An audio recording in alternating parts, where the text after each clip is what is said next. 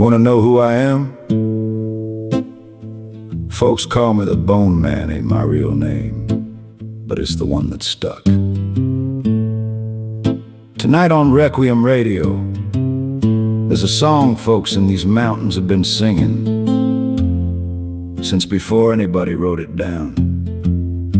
No composer, no author, just a melody that showed up one day, old as the hills themselves, and refused to leave.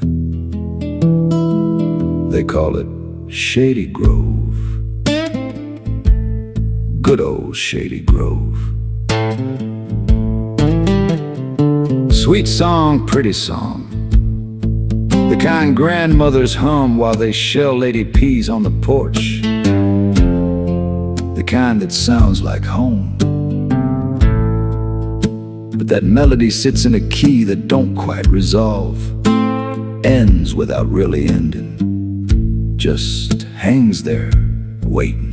And some things that wait long enough get answered. This story is simply called Shady Grove.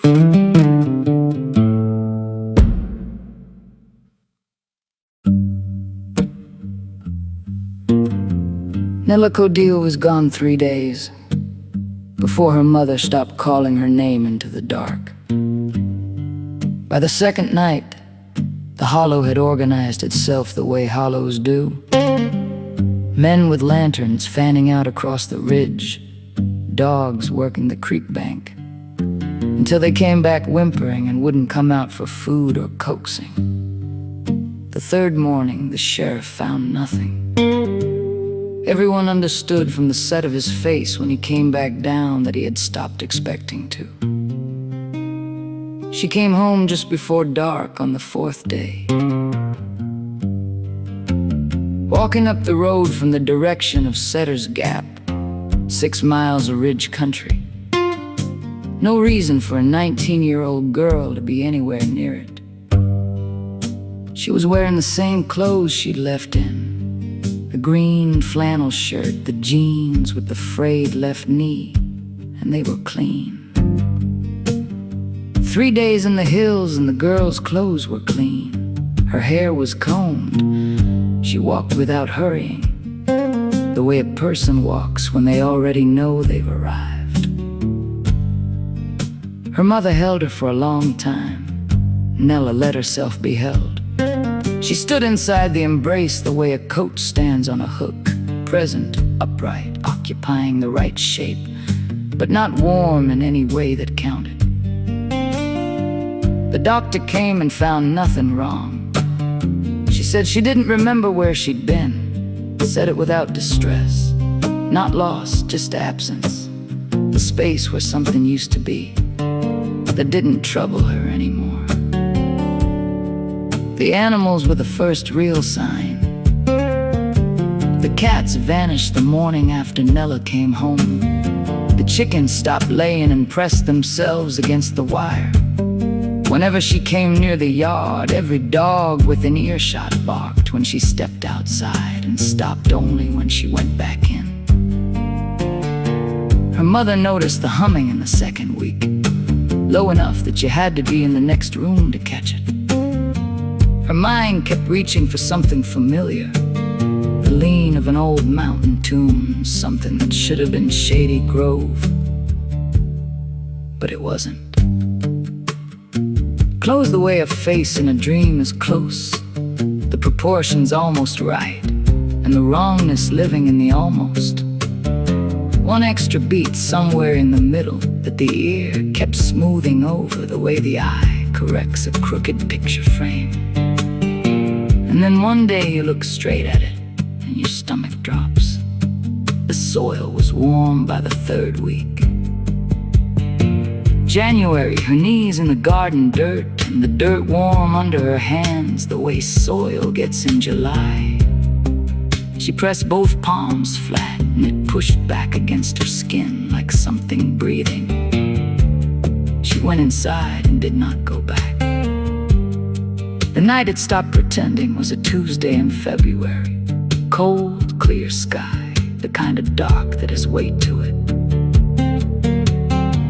Her mother woke at 2 in the morning to silence, the particular silence of a house where something has changed.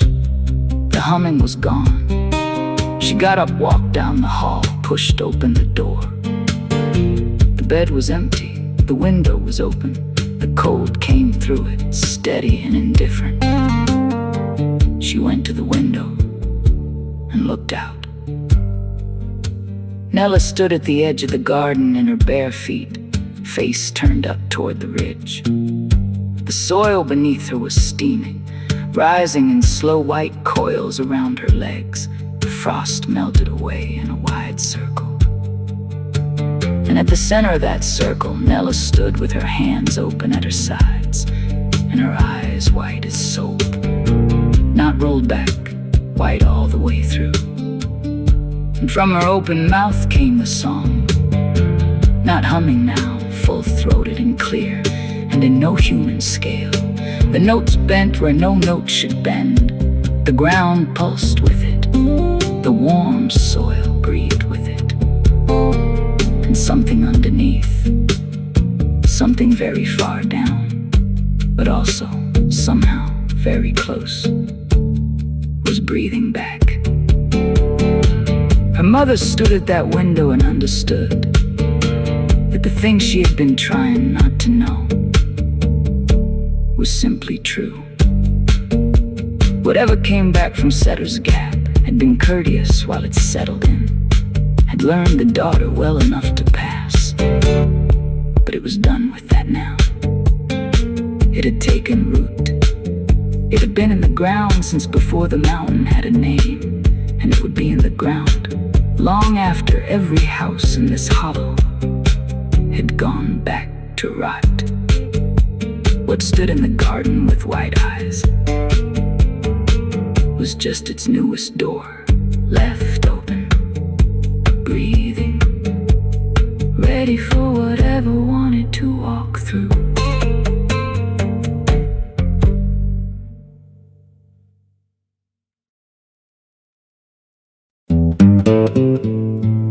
You've been listening to Requiem Radio, where music bleeds into the supernatural.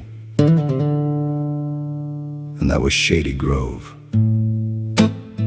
Some things that go missing in these mountains don't stay missing. They come back, just not all the way back.